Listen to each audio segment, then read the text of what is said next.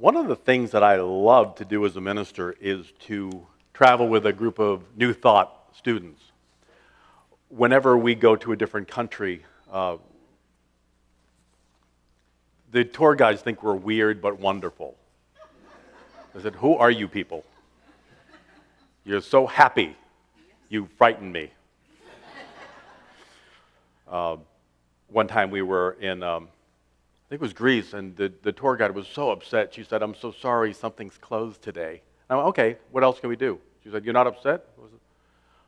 "Why should we be upset if it's closed? Why would we get upset about that?" She said, "Exactly. That's what I keep telling people." Who are you people? You're weird. I love you.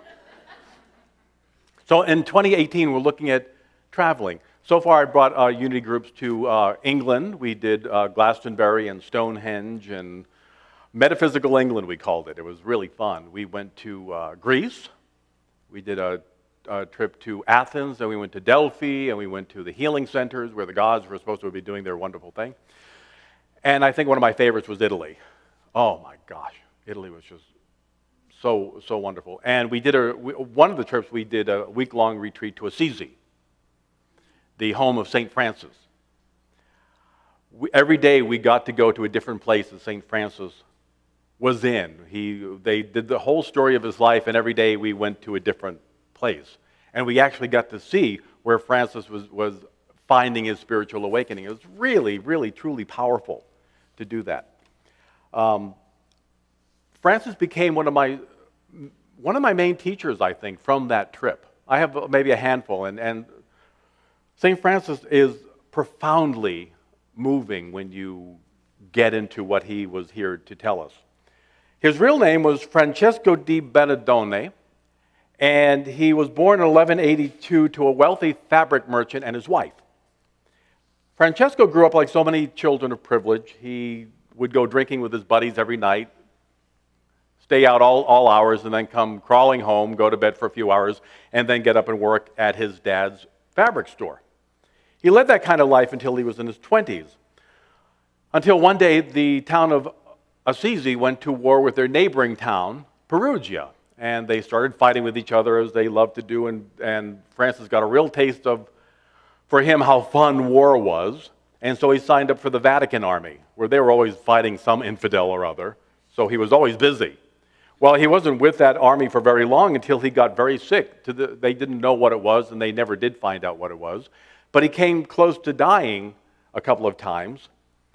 And during his illness, he had a spiritual awakening, which worried his father, but pleased his mother immensely. She was very happy to see that her son was turning his life around. What had happened was that his interest in God began to grow, and his interest in drinking and carousing, and even in the fabric business, began to drop off. All he wanted to do was focus on the joy and the goodness of God. One day in his meditation time, he was wondering what to do, what his purpose was, and he went down to this old beaten-up church that was no longer even being used, called San Damiano. And there was a crucifix of Jesus that talked to him and said, "Rebuild my house. Rebuild this place." Now, from the center of town down to San Damiano, it's a bit of a walk, maybe 20 minutes to a half an hour or so. And we, on tour, walked down there. We had our own little spiritual pilgrimage. And so one of the things I was saying when I was walking down is, "God, I need a sign. I need to have a sign." Every 5 years or so, I ask myself, am I supposed to still be doing ministry? If I am, let it be revealed. If not, please show me clearly what else I'm supposed to do. 25 years into it, I still hear you're still supposed to be doing ministry, so that's a lovely sign. So there was a sign. I looked down. I said, "Give me a sign that what I need to know today." So I found this rock, and it looked like a kite, and it just drew my eye. And I picked it up and I turned it over. There's some crystal in it, and I turned it over. And in the right light, I looked at it, and I will have it online if you want to see it. There's like a stick figure, and it looks like Jesus on the cross. I went, "Okay, fine. I got it. Now, in Unity, the cross is metaphysically interpreted to mean to cross out error thinking, to stop thinking in a certain way and to think in a more creative, positive, joyful way. So what I got from Spirit that day was keep going, keep doing what you're here to do. just from this one little rock. And from then on, it was a really wonderful and joyful trip. So he began he kept finding rocks all over town and rebuilding this church. And when he ran out of rocks, he went to his father's shop, took all the fabric and sold it so he could buy more rocks. His father was not happy about this. He was an Italian father. If you know Italian fathers, you don't sell their stuff without telling them. So the final break between them came when his father took him to the bishop and accused him of stealing his goods, hoping just to shake Francesco up a little bit. Instead, what Francesco did was he took all his clothing off, folded it up, gave it back to his father, and said, "You were my father, and now God is my father." The bishop quickly threw a blanket on him and got him into the church. But he became a street preacher. He just wandered around. The women who used to date him ran away from him.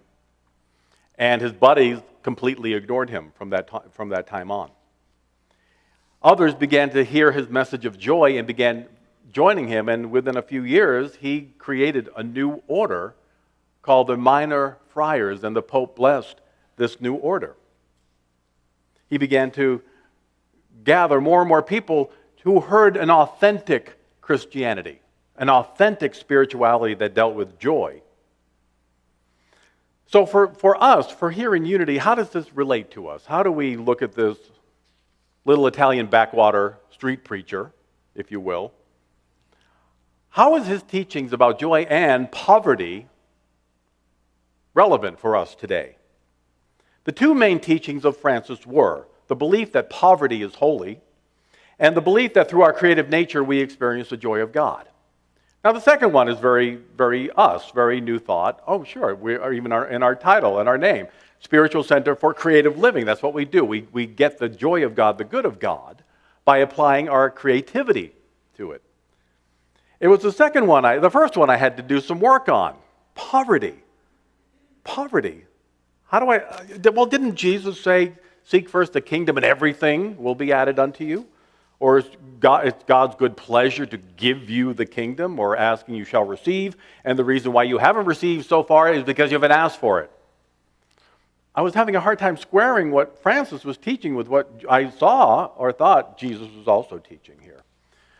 So what Francis got his teaching through the story of the rich young man.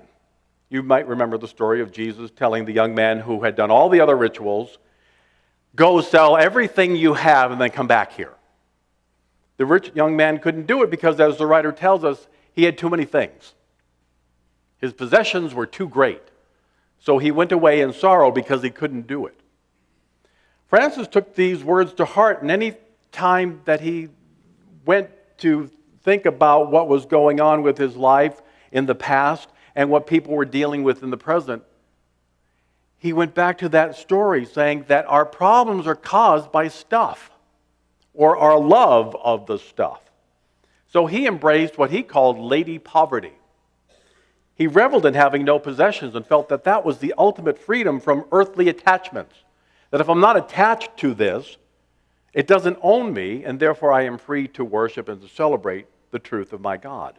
He believed our possessions were the most difficult blocks in overcoming to knowing God. He came from a family that lived for their possessions, from a culture that prized what you had over what you are, from the planetary mentality that believed you have to have more stuff to do well, and the more stuff you have, the better you are. Sounds all very familiar today, doesn't it? A couple of years ago, there was a 15-year-old girl named Amy. Amy had always received straight A's since she had started school. Amy came home one day with all A's and a B. Her parents totally freaked out. I mean, they just went off on her. They told her how very disappointed in her performance they were. They were ashamed for her, they said. Well, the next day, Amy's parents found a suicide note next to her body that read, "If I fail in what I do, I fail in who I am." There was a man in England a few years ago also who killed himself because his visa bill was so high he didn't know how he could get out of it. He said, "I just have to end it. There's no way out of this." This is what an overwhelming need for possessions can do. Or a need to have an image of ourselves as a straight A student and then having your parents berate you because you're not. Amy didn't feel good enough in herself by getting 1B.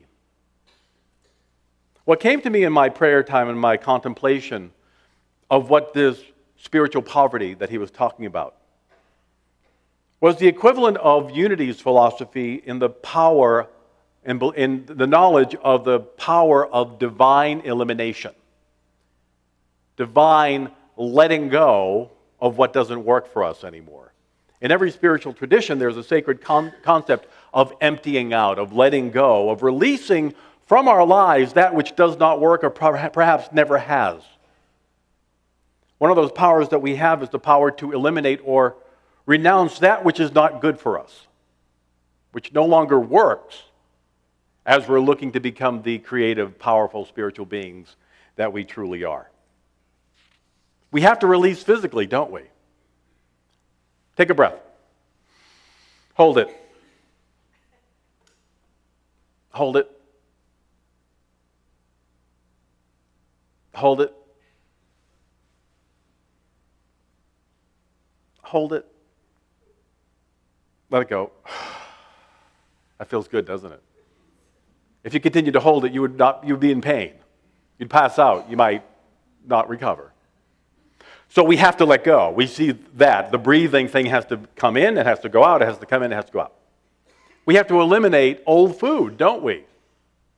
We know how uncomfortable it is when we don't eliminate old food. We have to eliminate water. We let go of old cells. Our bodies, if the old cells didn't die and create new ones, we would die ourselves. Every year we have a fully new stomach. We're always recreating ourselves, letting go of what we don't need and taking what we do. Our bodies don't go, hold on to that bologna sandwich because there might not be another bologna sandwich for another week or two. It doesn't do that. It just takes what it needs and it releases what it doesn't. But we get afraid and we begin to hoard what we receive from the universe because we're afraid that we're not going to get any more. Some of us haven't released clothing for over 20 years. Still in your closet somewhere in the back there, you're not going to let go. It might come back in style. No, it won't. It will not. Let it go. Let it go. Let go of your old college papers. You will never read that report on Beowulf ever again, I assure you. I got rid of a whole bunch of papers when I got here. Ministerial class papers. I know this stuff. Why am I holding on to it? Goodbye. Recycle. What are you holding on to in your life? Are you holding on to old ideas or old resentments of ex-boyfriends or girlfriends or spouses? People who may not even remember who you are. Are you holding on to all this? Let it go. So poverty really and truly is about letting go of the stuff that no longer works in our lives and holding on to joy. That's the second part of the belief of St. Francis. Joy isn't about how many cars we can have or how much money is in the bank. I mean, these things are, money that can't buy love. It can rent it for a while. It can rent good and fun. Please, who cares? That is not what our lives are about. Our lives are about the joy of God expressing all the time, 24/7. Joy is created moment by moment by letting God reveal that you're already loved by the universe just as you are. That the good of God is right here, right now. You don't have to buy it. It's right here. You are the love of God in expression. You're taken care of by perfect divine grace, which is just the unconditional love of God moving through us every moment of every day. What you dream about, what you desire, what you need is right here. All we have to do is say, yes, I accept this good right now, and it flows forth. Again, you're not here on the planet to get things. You weren't born to shop retail. Thank you for laughing at that. The first service they went, you're a very smart group. I love you. I'm grateful for my stereo. I enjoy my Bose speakers. I love music, but my iPad and my iPod is not what I live for. It's just stuff. My joys are my quiet time, my meditation time, and opening up to the good of God. feeling that presence, reminding me always that I am one with God and there's nothing that God within me cannot do. About learning who I am. This ministry is such a joy in my life. I'm so grateful to be here with you.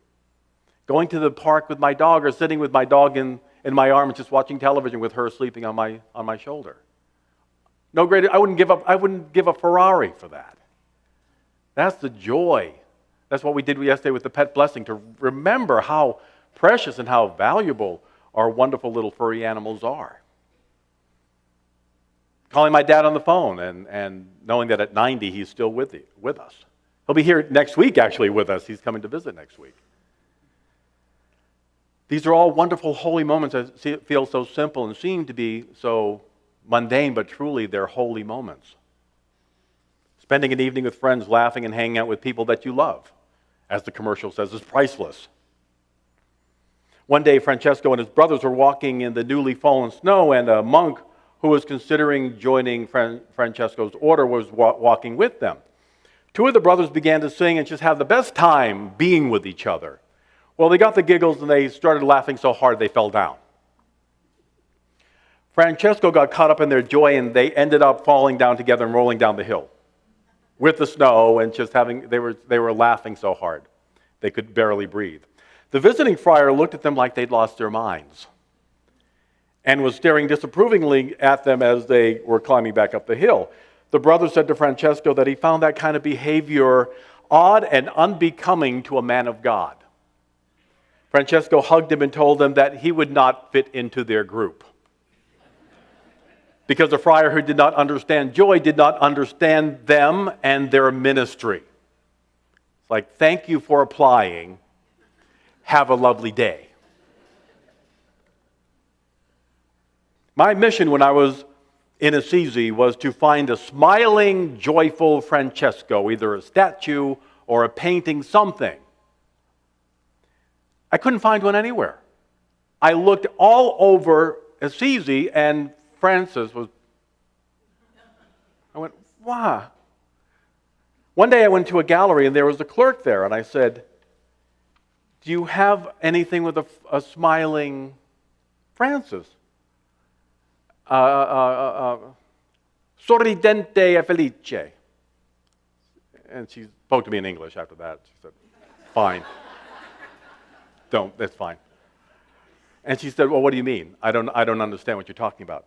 I said, Francesco talked about joy all the time, and I don't see anything with a joyful painting or statue or anything. Do you have anything with him being joyful? Smiling, smiling. Sorridente, sorrido. She said, oh, Francesco, paintings, yes. But smiling, oh, no.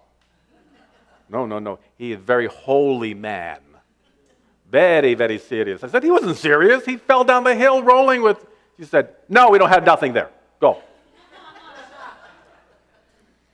I finally went into a shop and I found what I was looking for. It's right over there if you want to see it after the service. He's talking to the birds. He's giving a sermon to the birds, telling them all about joy. Francesco loved animals. You go to Assisi today, there are dogs and cats lying all over the place. You pull up in a car, you wait for the dog to get out of the way. Could be 10 minutes, you still wait. Because the animals run the town there. Francesco loved these beings because he saw God in them. There's a legend also of him going to a wolf who was terrorizing the nearby town Gubbio. He was eating people, eating the sheep. He was just a terror. And so Francesco walked up to the wolf. The wolf was about to attack. He said, stop. You don't have to do this. He says, you don't have to attack. You're safe. You're okay. And the wolf went, okay. So the town took care of the wolf, fed him when he needed to be fed, and became the pet of the town. We do the same thing. Yesterday, they were saying, there was really no fighting yesterday with the dogs. I said, no, I was holding it in light for peace. And the dogs came in there, cool. We feel it. We know it. If you have a peaceful home, your pets will be peaceful. If we don't, they feel it as well. For Francesco, God, his friends, his music, poetry, the animals, prayer time, these made him rich. He said, I don't need this stuff. If I got this, what else do I need? It's all right here. So I invite you to do this assignment this week, to reclaim some of the joy that Francesco taught us about. Contemplate, meditate. What are you willing to let go of this week? What don't you need in your life anymore? What is getting in your way of experiencing your joy? Is it something in your childhood that still causes you pain? Forgive it. Let it go. It isn't happening anymore. Old clothing jammed into your dresser or the closet you'll never wear again. Get rid of it. Well, when I'm this weight again. No, get rid of it. Get new clothing if you get to that weight again. Celebrate. Is it a job that doesn't satisfy you? What do you want to do now? You can. Is it feeding your soul? Continue doing it. If it isn't, look somewhere else. Be willing to let go of whatever in your life does not work. It might be a friendship that just gives you sadness when you have to call this person. Be willing to let God reveal how to do this in the most loving and kind way. Francis told his followers that we are like ducklings, and God is the mother duck. When the duckling walks off on her own, the mother goes and brings it gently and safely back into her wings. Francis said, this is what God does with us. We have to know God's here. We have to know that God desires our joy, our love, our safety, our peace, our success, our very good. It's all right here. Spirit, the universe, wants it, desires it through us, for us. So God is the abundance waiting for you within. The poverty is the joyful letting go of what does not work anymore. So I invite you to take a breath. Close your eyes.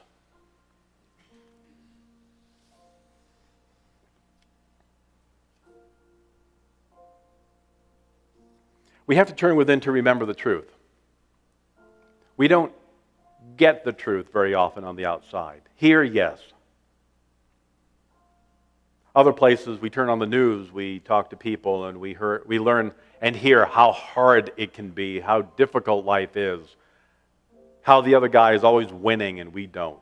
That is not the truth of a child of God. So today we awaken to the joy, to the power, to the good that we are. We remember, I am a joyful, loving, healthy being. We center on our hearts.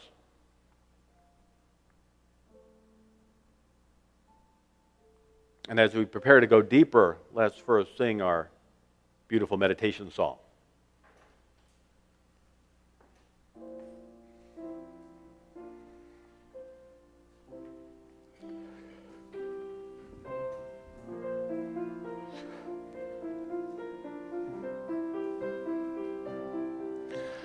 Closing my eyes, time to begin, feeling this moment, turning within, closing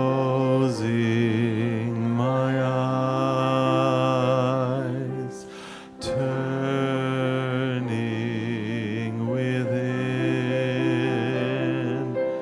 drawing a breath, knowing I'm whole, gently releasing, letting it go, drawing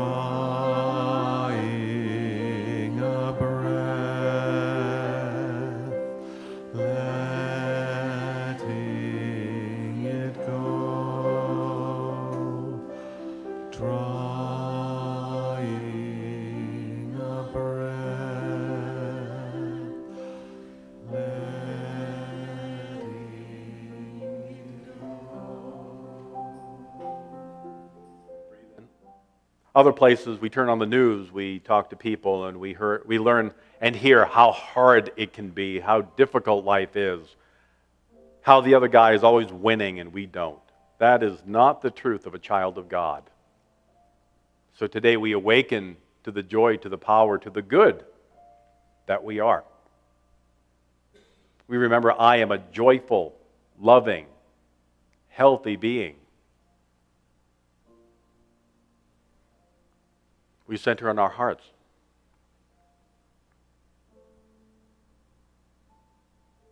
And as we prepare to go deeper, let's first sing our beautiful meditation song.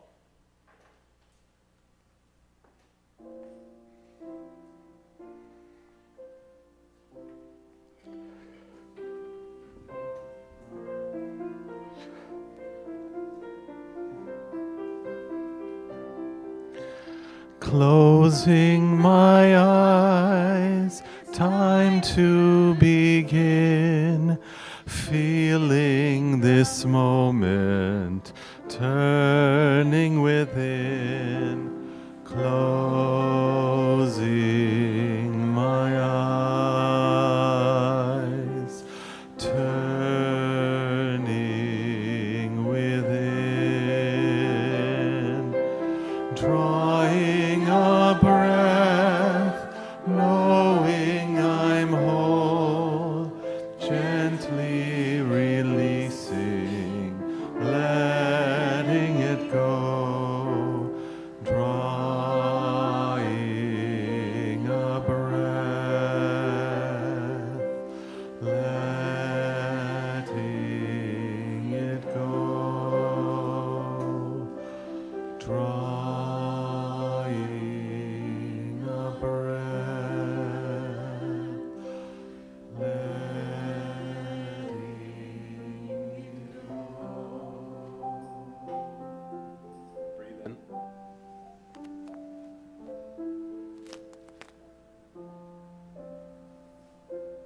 Let those wonderful words by Becca Palm set in your heart. Knowing I'm whole, I keep breathing in the power, the truth, the joy of God.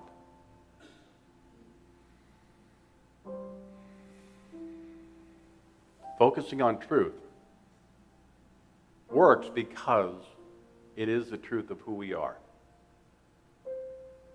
Every cell remembers.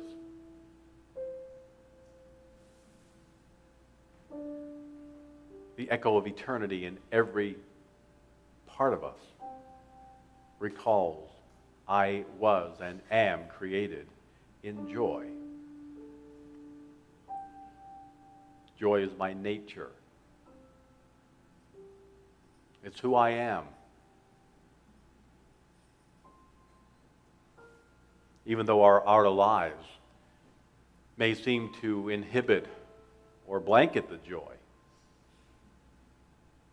it's still here. Because I'm still here. I allow my heart to reveal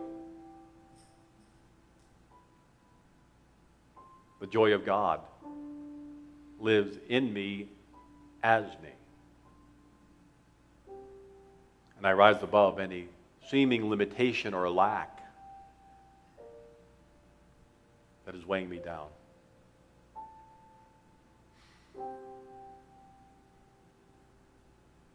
Our elder brother and teacher said, I've come that you may have joy and joy abundantly when you remember this is you as well.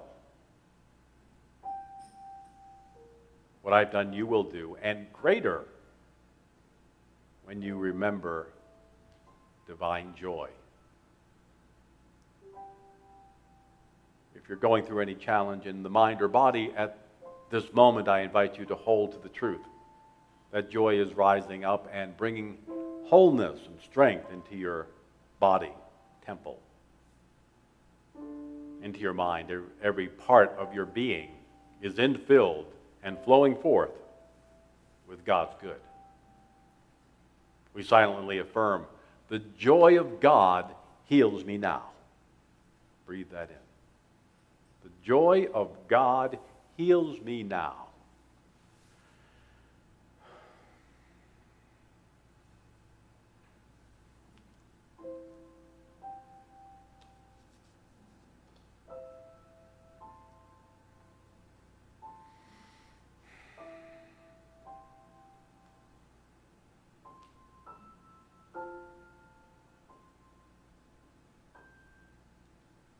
If our lives seem to be filled with lack and limitation, we know this is a planetary illusion.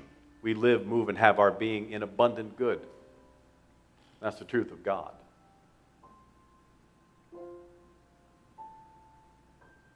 Today I eliminate those thoughts. I release them from my being, from my consciousness. The fullness of God's good is right here, right now. whatever I desire or need is right here within me first.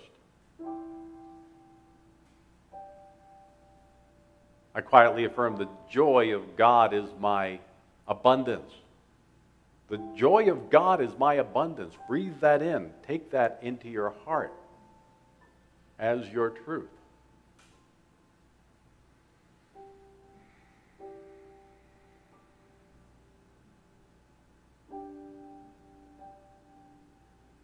Light, love, peace, freedom.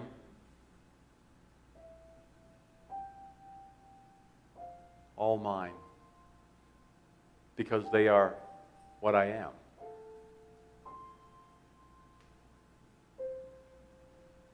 In the quiet of my being, I allow joy to flow forth. And I know God is here. God is at work. That I myself do nothing except agree with my Creator that I am good and that life is good. Be still and know that God is my joy.